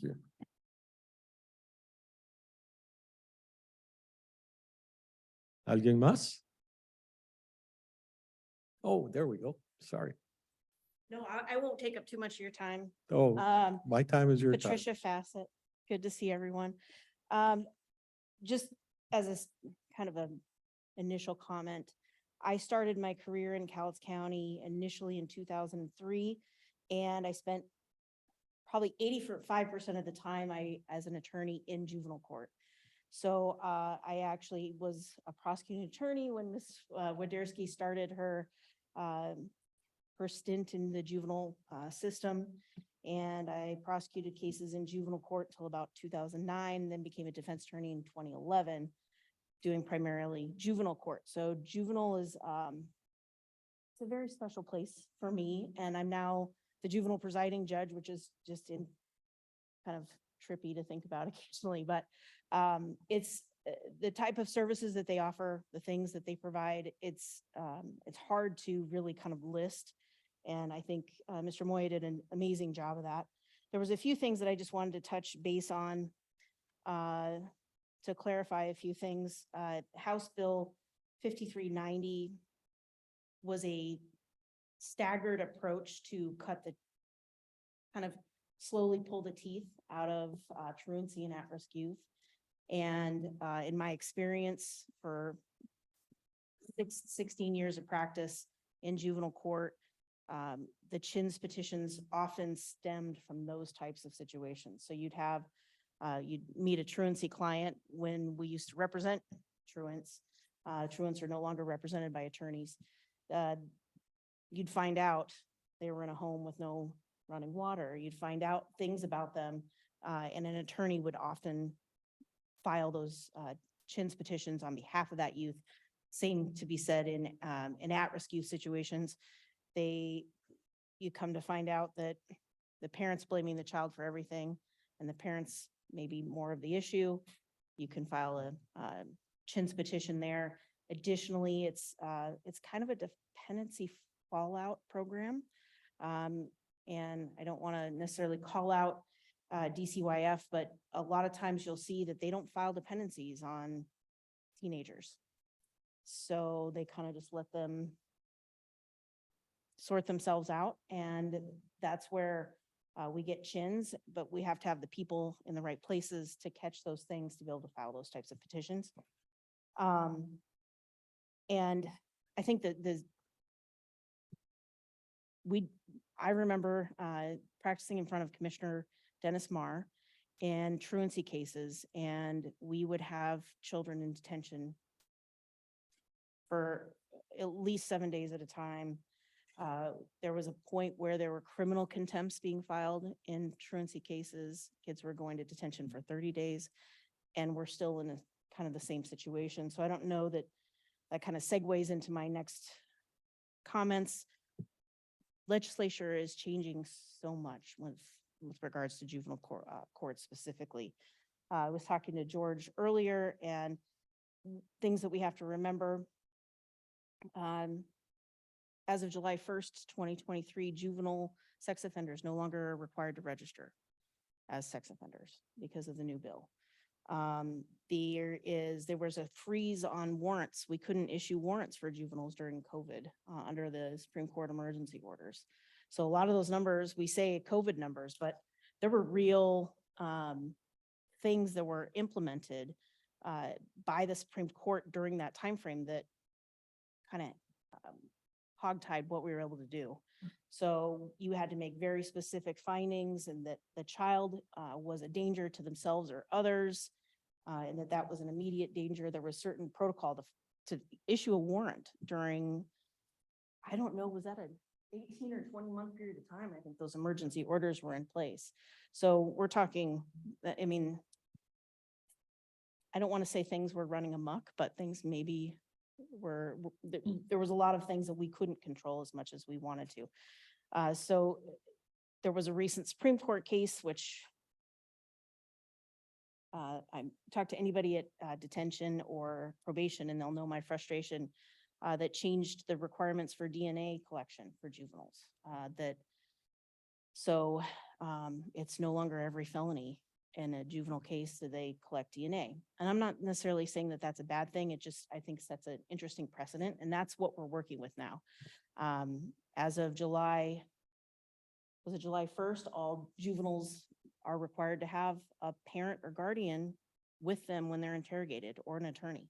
So I think that's going to impact the type of charging we receive, the type of police reports we're going to receive, the number of arrests that are going to happen, because let's face it, children often can tell on themselves, especially in front of an authority figure. So I think that's going to impact how many cases we see, because cases are going to get harder to prove when a juvenile isn't confessing the entire case to law enforcement when they're confronted. So there's a series of challenges. I think our juvenile probation department and detention department are phenomenal in their response to these things, phenomenal in their individual care. I would never question their care of each and looking at each kid individually. I'm sure you're all aware, we had a probation officer retire that served our county for 24 years, I think, last week. And she had a list of kids that signed specific ROIs so they could stay in touch with her.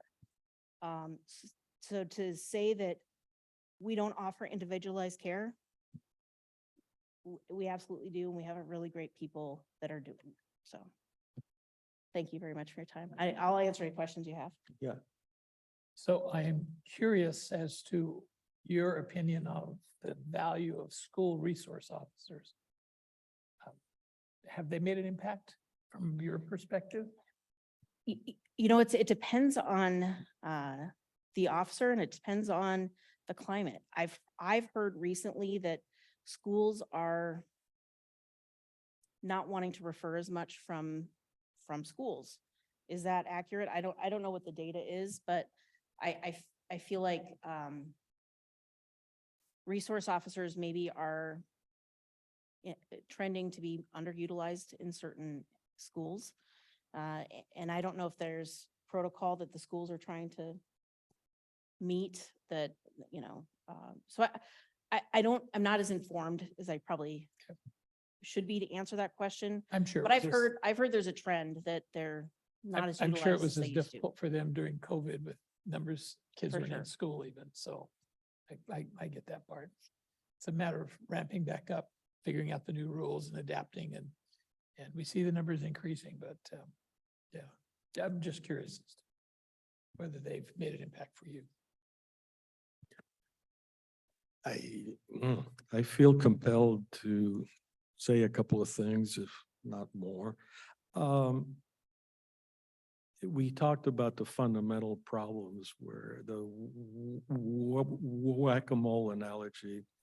And when I hear things that don't pay proper homage to the fact that there's some underlying issues, I tend to want to say it. I don't expect anything, but I think if you say things enough over time, I learn from my children. I can't get them to think or do the right things today, but they heard me. Maybe in a week, maybe a month, maybe in 5 years. It does take. It wouldn't if I didn't speak up. So in that mode here, I heard we've got to get through our heads. The money is not the answer. My dad grew up in a way upstate New York. He had no heat. There was only one room that had heat. That was the main room. His bedroom had no heat. He told me he was a salt of the earth kind of individual. He told me that the mercury in the thermometer in his bedroom froze one night. I mean, we're talking about minus 40 degrees. When I was growing up, putting food on the table was a very important thing. Those were the orders of the day. I lived in a place with no electricity, no running water.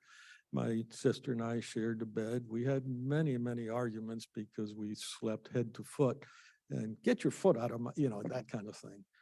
So let's focus on the fundamental issue, which is we do not have, I think the fundamental is we've destroyed the family and we don't pay enough attention to our kids. We try to let somebody else manage them. The destruction of the family is a fundamental issue. So our policies, while we have to live here today under circumstances we have here today, we have to take into account, like the young lady said, she found people that cared. And that boils down to having a family as a responsibility, and we really have messed it up. Okay, that was point number One. Two is something that I've had discussions with Judge Basher, and he's very tolerant with me on this. From here, we have the bully pulpit. That's probably, in my opinion, that's one of the more useful things I can do. And that bully pulpit includes that the legislature is populated by lawyers. Laws are made by lawyers. And we often hear lawyers complaining about the legislature, and I'm saying, you guys are all members of the same club called the bar. As much as I put my neck out here, I really want to see our court system put its neck out and say, you know, this is not working. These aren't good things. And I know that's a very difficult position to be in because you're not supposed to legislate from the bench. I know that. But somehow we've got to fix a system that isn't doing very well. And the last one is actually a question. Sure. The rampant shoplifting seems like it would be an attraction for the young people. What's your thinking about that? It seems like there's relative impunity to shoplifting. Well, with the, it is a good question, and there's a lot of responses I could give you.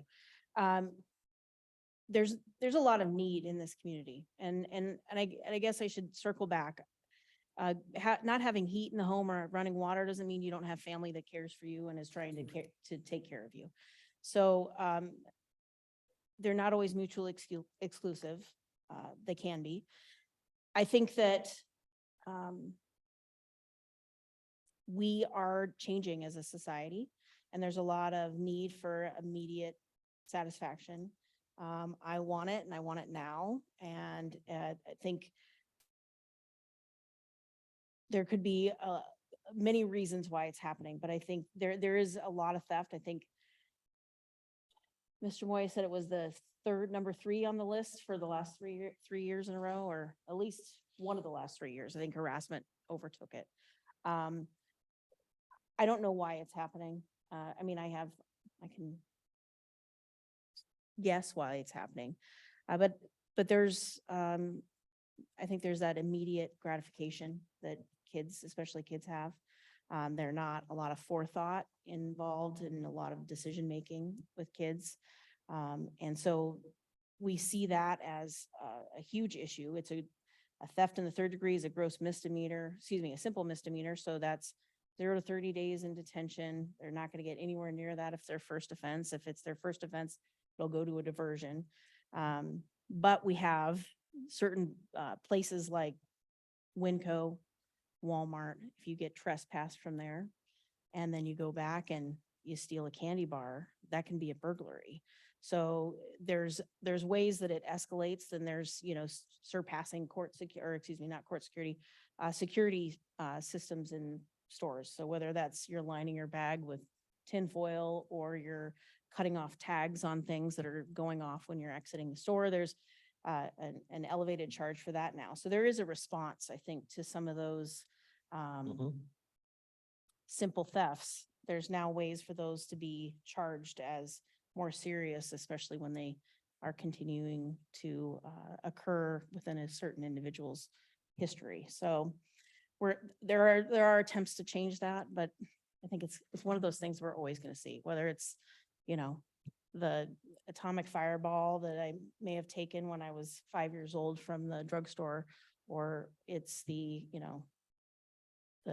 newest PlayStation game from Target. It's one of those things that I don't know we'll ever get rid of. But there are ways that we're there. I think we're trying to combat that. I appreciate that. It won't help the fact that they're swayed into doing something that I think most of us inherently know that's not the right thing, but everybody's doing it. And So it's gotta be okay. peer pressure is huge for juveniles, Oh, yeah. and whether it's peer pressure, necessity, or just impulsivity, if they're in the right place at the right time and they see something, I think, unfortunately, some of those kids feel they can act on it. We were all young once and we were perfect though. We tried to be, I'm sure. Yes. All right. I appreciate your time. Thank you. Thank you. Anybody else? I've been trying. Good. Wanted to respond to Judge Basser presiding for Superior Court. I wanted to comment on a couple of questions that came up that I didn't hear really come up. One of the things that did impact juvenile court as well as Superior Court was the Blake decision because it affected juveniles as well as adults. So all those possession cases were immediately affected. Had one actually that happened the day after it came out of the Supreme Court had to dismiss the charges. So that's another factor that goes into those caseloads that we had. One of the other things that is kind of on the horizon, there's been several attempts by the legislature to pass a bill to include 19 and 20-year-olds in juvenile court jurisdiction. That's not dead at this point. There's a study, I think, happening that was funded, I think the last time they tried. That may be on our horizon and how that's going to impact juvenile courts. I really haven't, I don't think anybody can assess that at this point. The one comment that was, or question came up about what did we do when our numbers went down? We didn't let anybody go, but we didn't fill a position that was vacated. So we did respond to that by not filling a position because we didn't have the need at that time. So that's just a little bit more response to that. One of the things I did want to comment about, and that has to do the discussion with evidence-based programs. Drug court's an evidence-based program. It's a successful program in part because it's been studied and we've learned how to do it effectively. We've also learned that if you don't do it correctly, you do damage to people. So the evidence-based thing is really important. For a lot of years, you all probably, and most everybody here probably remembers the DARE cars running around town with the big signal on them. That turned out to be a really bad idea because we didn't have research. It was a great idea and then it did bad things. Scared Straight, a bad program once they did studies of it. So evidence-based is an important thing. We find out, we do a program, and we talked about the one promising program. Those are programs that we have some research that looks like it's going to be a good program. The only way we find out if they're really a good program is we keep trying. And then we find out good program, not so good, we move on to something else. And really the last thing is just a kind of personal, I know you love anecdotes. I beg your pardon? I know you love little anecdotes. Oh, the anecdotes? So Yes. Amber, when I first met her, was the most obstinate teenage girl I'd ever met. She sat across from me. I'm on the bench. She's on the table. And she pretty much said, I'm not going to do that. And several years later, I had the privilege of being invited and being able to attend both of her first two graduations, which was pretty fun. The other thing, and this happened just yesterday, I went to the National Night Out over at Kelso, and I'm just wandering around, minding my own business, trying not to bump into anybody that knows me. And a young man walked up, and I didn't recognize him, and he says, Judge Basher. Uh-oh. Turns out it was somebody, I'm not going to say his name because I don't have his permission today, but basically somebody who spent a lot of time in front of me over the years. Not a bad kid, just a kid who had a lot of problems. And what he had to say to me was, thank you for the tough love. So the stuff we do out there impacts people, and it's really important. So any questions? Thank you, and I am impressed all the way along, and it's because the human factor really comes out, and I consider a lot of what I see is inhumane, the stuff we end up with. I won't say anything because we're on the opposite side of that, but laws that do not take human nature into account are doomed to fail. And you're at the end of that line in some sense, so you've got to deal with that. And I can't sit here and say, well, I would do this and it would work. better because I can't, and I am a critical observer. It's just my nature. So I want to thank you all for that individual effort you place. One thing that came out of last, when was it that you spoke here, George, anyhow, it was last week? Mine's a terrible thing when you get to be ancient. And it was pretty clear to me that there is a multiplier factor that is essential. We don't have the resources to deal with everybody one-on-one. So when Amber goes out there and affects 3 people, that's a multiplier of 3. And if those 3 and so forth, and it's just, we have to do it that way. Otherwise, we're just not going to make it. Questions? Thank you. Thank you very Appreciate- much. Appreciate the opportunity to present. Thank you. Thank you. I haven't noticed anybody from the public with their hands up. There are a couple of people here, or 3 people who haven't spoken. Do they wish to speak?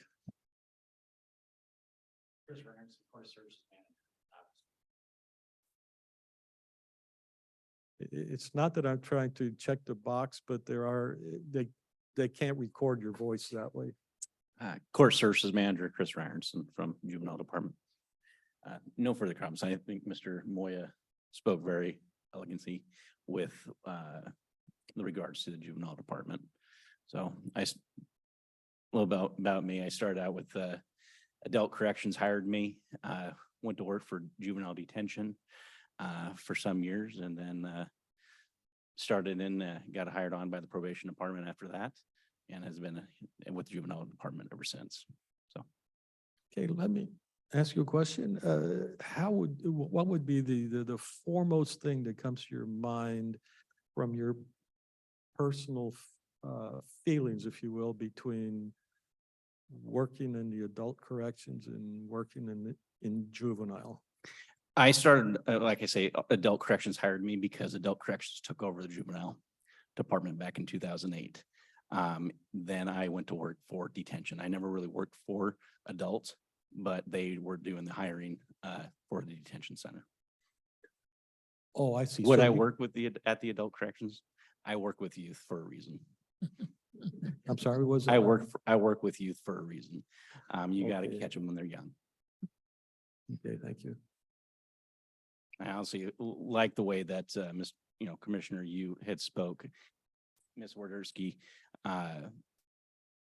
getting them back out in the public affects 5 to 10 other youth, other adults, to get them right on the right path. Yeah, and the thing I would want to do is encourage you all to continue, because anybody who's had kids and anybody who tries to communicate stuff, anybody who's been a school teacher knows it takes repetition, it takes exposure, it takes caring and common sense, which is totally misnomer because it's uncommon these days.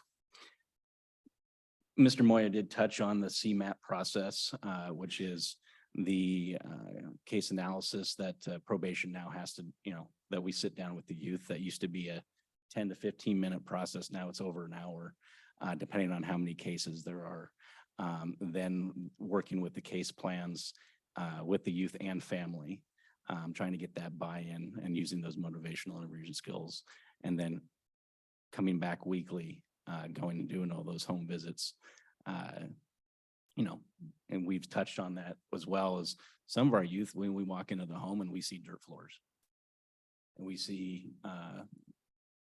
youth sleeping on pallets. My first home visit was with Miss Scudder back, I believe, in 2010. I was just riding along with her, walked into a youth house, dirt floors, everybody in the family sleeping on pallets. So it kind of hits home a little bit when you get out of the realm of going home to your bed and then going out to see what is actually going on.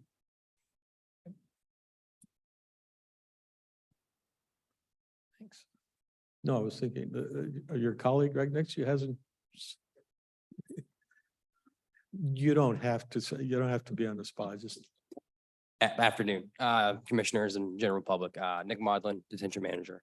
I have nothing further to say. Thank you, though. that unknown person over there hasn't spoken yet. Mhm. Okay, well, I've stalled enough. I usually apologize for taking much longer than the scheduled time, but I don't know, maybe my colleague feels the same. We've got to talk to people. We always pick up important things. I mean, we know about the programs and yet yeah. We do tend to forget and things do change. So it's important. Anything? I've got to look at my agenda to see that the next thing is citizen comments, although we always take citizen comments as they come. We have none, so I can check that box. And executive session, we have none. So thank you, everybody. I say that we were adjourned.